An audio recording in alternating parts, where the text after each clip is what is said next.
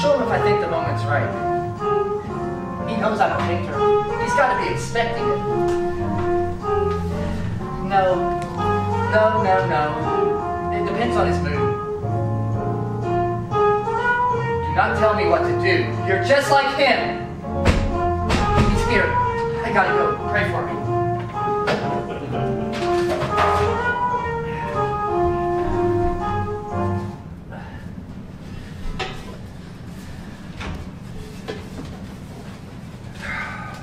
Good morning. Morning. I got the other maroon. I'll take over there and you can work on the canvas.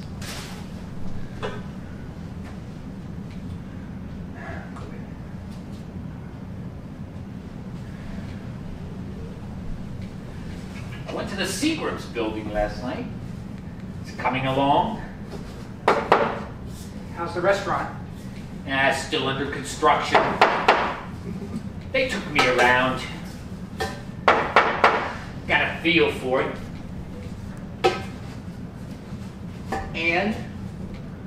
Too much natural sunlight, as always. Be able to see the murals from the main dining room. I made some sketches. I'll find those for you. Do you ever worry it's not the right place for them? How can it not be the right place for them when they're being created exactly for that place? Sometimes your logic baffles me.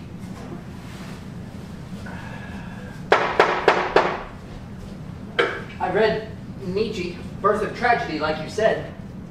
Like I said? You said if I wanted to understand Jackson Pollock, I had to read Birth of Tragedy. I said that. You did. I don't remember. Sounds very much like something I would have said. So what about Pollock? First, tell me what you make of the book. Interesting. That's like saying red. Don't be enigmatic. You're too young to be enigmatic. I think I know why you wanted me to read it. Why? Because you see him as Dionysus and yourself as Apollo. Don't be so pedestrian. Think more. Dionysus is the god of wine and excess, of movement and transformation. This is Pollock, wild, rebellious, drunk, and unrestrained. The raw experience itself. Apollo is the god of order, method, intellect, and sobriety. This is Rothko. The raw experience itself, leavened by contemplation. He splatters paint, and you study it. He's Dionysus, and you're Apollo. Exactly right, but for entirely missing the point. How so? You missed the tragedy. The point is always the tragedy. For you. Do you really think human beings can be divided up so neatly by character type? Do you think the multifarious complexities and nuances of the psyche over generations of development, perverted and demented by social neuroses and personal anguish, molded by faith or lack of faith, can really be so goddamn simple? Pollock is emotion, Rothko is intellect. You embarrass yourself. Think more.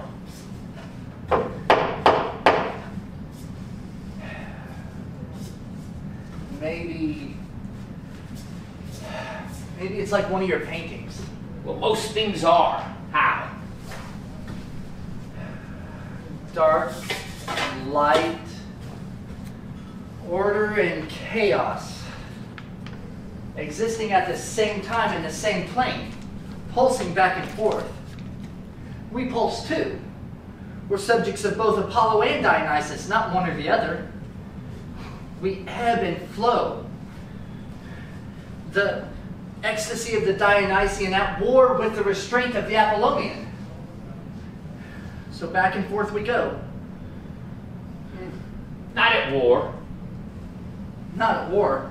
It's not really conflict, it's more symbiosis. They need each other.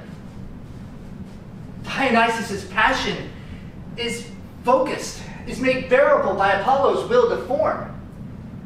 In fact, the only way we can endure this sheer ferocity is with the cool intellect and reason of Apollo. So we go back and forth, myth to myth, pulsing. And the perfect life would be perfectly balanced between the two. But our tragedy is we can never achieve that balance. We live, all of us, for all time in a state of perpetual dissonance. We long for the raw power of emotion, but we cannot endure it without the cool eye of reason. We seek to capture the ephemeral, the miraculous, put it on the canvas, stopping time. But like the entomologist who pins the butterfly, it dies when we try. We're foolish that way, we human beings. We try to make the red black. But the black is always there, like the mantle at Matisse. Like the snow outside the window. It doesn't go away. Once glimpsed, we cannot help but be preoccupied with it because the intimations of our mortality are. But still we go on, grasping for that tiny bit of hope, that red, to make the rest endurable. Or just less unendurable. That's my friend Jackson Pollock. Finally, it was just unendurable. What do you mean? His suicide. Jackson Pollock didn't commit suicide. Didn't he? He died in a car accident. A man spends year after year getting drunk. Every day hammered. Then he jumps into an Oldsmobile convertible, races around tiny country roads like a lunatic. What is it if not a lazy suicide? Believe me, when I commit suicide, it won't be a mystery. No crumpled car in the ditch, did he or didn't he? Gives me a headache, it's so boring. When you commit suicide? What? You said, when I commit suicide. No, I didn't. You did. You misheard. Let me tell you one thing about your hero. That man really confronted his tragedy. He was valiant in the face of it. He endured for as long as he could, and then he tried to recede from life. But how could he? He was Jackson Pollock.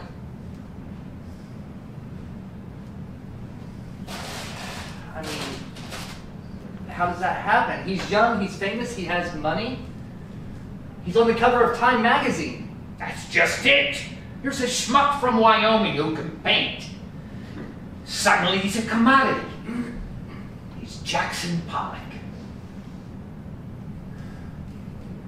Believe me, kid. The Oldsmobile convertible really did kill him. Not because it crashed, because it existed. Why the fuck did Jackson Pollock have an Oldsmobile convertible? So artists should starve now? Yes, artists should starve. Except for me. Take a look. Right. You would have loved Jackson. He was a downtown guy. A real bohemian. Every night.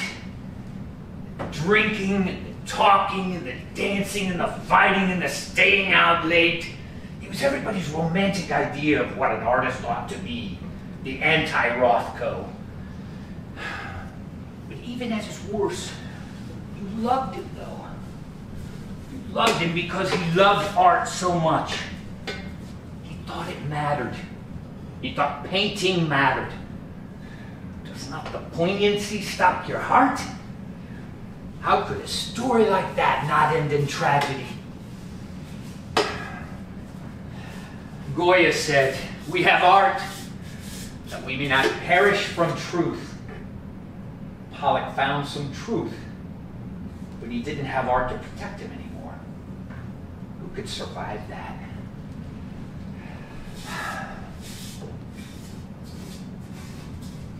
I was walking up to my house last week. A couple's passing by. The lady looks in the window and says, "I wonder who owns all the Rothkos." Just like that. I'm a noun. A Rothko. A commodity. An overmantel. What? The overmantels. Those pictures doomed to become decoration. You know, hanging over the mantel in the penthouse.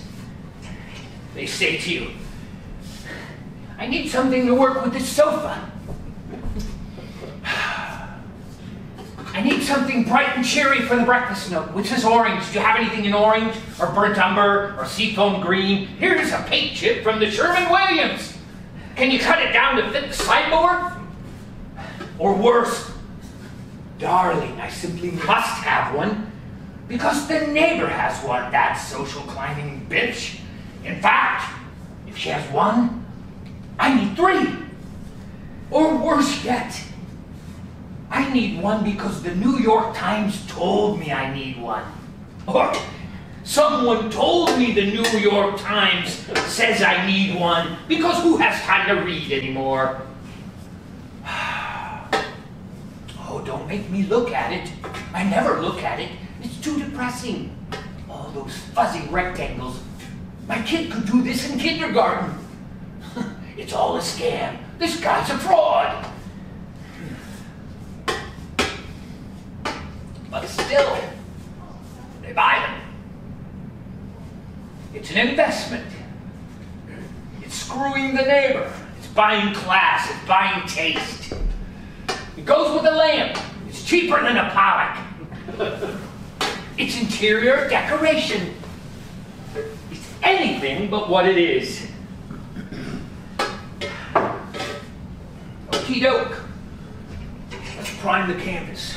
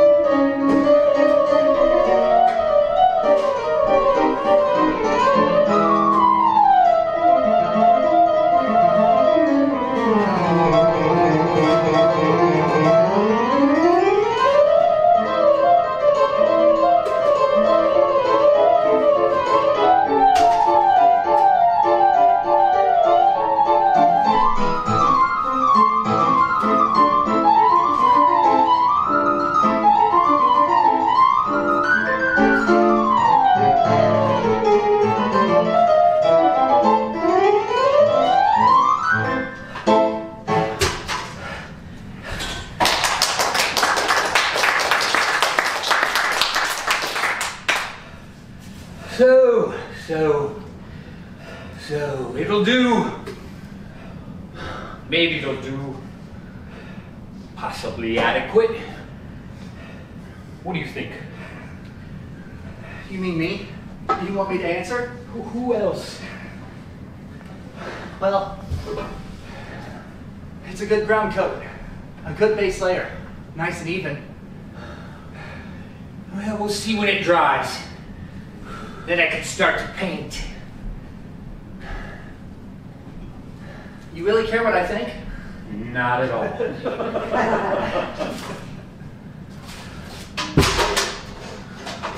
What?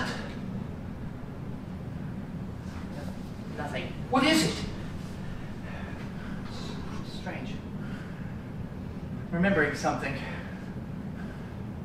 What? It's exactly the color. What? Dried blood.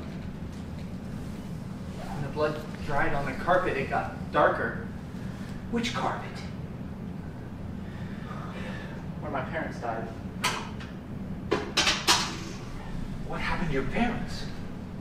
Don't want to talk about it. Yes, you do. They were murdered. Did you say murdered? Mm-hmm. How old were you? 7.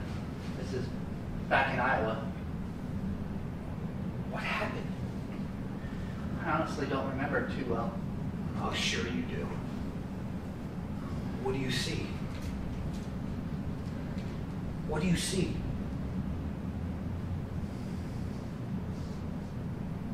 I woke up, and the first thing I saw was the snow outside the window. I was glad it snowed. That meant I could go sledding. My dad would take me sledding, me and my sister. But I didn't smell anything. That was weird. Normally my mom would be up making breakfast. I got up and put on my slippers. They were those Neolite ones that looked like moccasins. I got up and went out in the hall, and it's quiet. Cold. Must be a window open somewhere. I go down the hallway and I see my little sister.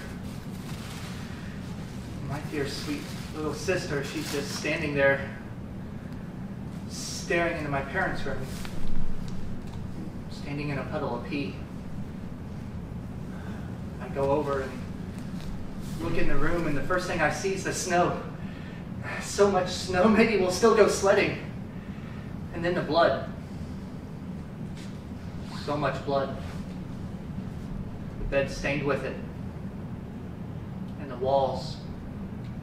They're just on the bed. It was a knife. Apparently it was a knife, I found out later. Burglars. At least 2 of them. But right now, I just see. I don't want my little sister to see. I push her out in the hall and shut the door. The door handle was blood. It was red. That's all. What happened then? You mean after that? Nothing, really. We went to a neighbor's house and called the police. What happened to you 2? State took us, put us in foster care. People were nice, really. They kept us together. But we were shuffled around a lot. We were rootless. She's married to a CPA now. Rootless? Never belonged, never had a place. Did they find the men that did it? No. I paint pictures of them sometimes. Paint pictures of the men who killed your parents. What I imagine them to look like. Which is what? Normal.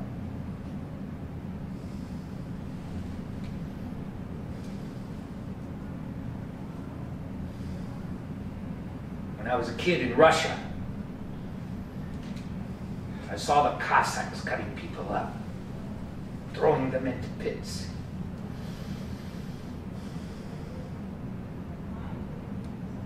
How old were you?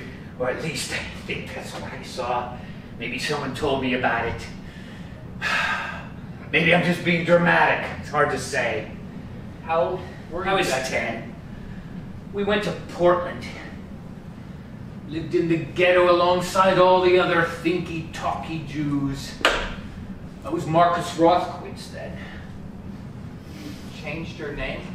My first dealer said he had too many Jewish painters on the books. So Marcus Rothkowitz became Mark Rothko. Now nobody knows I'm a Jew. Oi! Can I ask you a question? Can I stop you? Are you really afraid of black? No. I'm really afraid of the absence of light. Like going blind? Like going dead. Do you equate the color black with death? Doesn't everyone? I'm asking you. Yes. I equate the color black with the diminution of the life force. Because black means darkness and decay. Because black is the opposite of red. Not on the spectrum, but in reality. But we've been talking about paintings. Then talk about painting. In your pictures, the bright colors are the Dionysian element. Your will to survive, your life force, kept in check by the strict geometric shapes, the Apollonian element. But if black swallows red and you lose those bright colors, then what do you have left? Go on. I'm fascinated by me. Lose those bright colors and you have order with no content. Math with no numbers. Nothing but empty, arid boxes. And trust me, the older you get, the harder it is to sustain those colors. The palette begins to fade and we race to catch it before it's gone. But What? never mind. What? You'll get mad. Me? You will. And? I think it's kind of sentimental to equate black with death. That seems an antiquated notion, sort of romantic. Romantic? I mean, not honest. Really? In reality, we both know black's just a tool. Like ochre or magenta, it has no effect. Seeing it as malevolent is some sort of weird chromatic anthropomorphizing. You say so. What about equating white with death, like snow? That's different. That's just a personal reaction. I'm not building a whole artistic sensibility about it. Well, maybe you should. I don't think so. Use your own life? Why not? Unless you're scared of it. I'm not scared. Go into all that white. I'm not scared. It's just self-indulgent. If you say so. Not all art is psychodrama. Isn't it? No. You paint pictures of the men who killed your parents. That's not all I paint. Maybe it should be. And then you'd understand what black is. Back to that. Always. At least equating white with death isn't so predictable. Oh, predictable now. Dishonest and Yeah, predictable. I mean, the cliche declension goes, as an artist gets older, the color black starts to infuse his work. It means he's fearing death. He's getting depressed. He's losing touch. He's losing relevance. He's saying goodbye. It's a cliche until it's not. But it's not true. Now you know the truth. Look at Van Gogh. His last works are bright colors. He goes out and paints the most ecstatic yellows and blues known to man. And then he shoots himself. Or Matisse. His last works were nothing but great shocks of primary colors. And you admire those colors. Absolutely. Why? Well, Matisse, he was dying and he knew he was dying. But he was still Matisse. When he got too ill to hold a paintbrush, he grabbed scissors and started cutting up paper and making collages. He had to be who he was, even on his deathbed. He was organizing the color patterns on the ceiling. He never gave up. And you call me the romantic? Come on, you can do better than that. Matisse, the dying hero, struggling with his last gasp to create his final masterpiece. Jackson Pollock, the beautiful doomed youth, dying like Chatterton in his classic Pietà pose. And of course Van Gogh. Always Van Gogh, trotted out for every occasion, the ubiquitous symbol for everything. You insult these men by reducing them to your adolescent stereotypes. Grapple with them, yes. Argue with them always. But don't think you understand them. Don't think you've stopped time with them. And maybe you get a little insight into their pain. Until then, allow them their grandeur in silence. Silence is so accurate.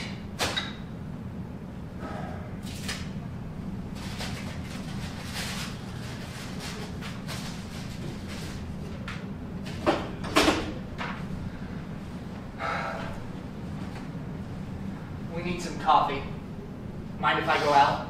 No, go ahead. Wait.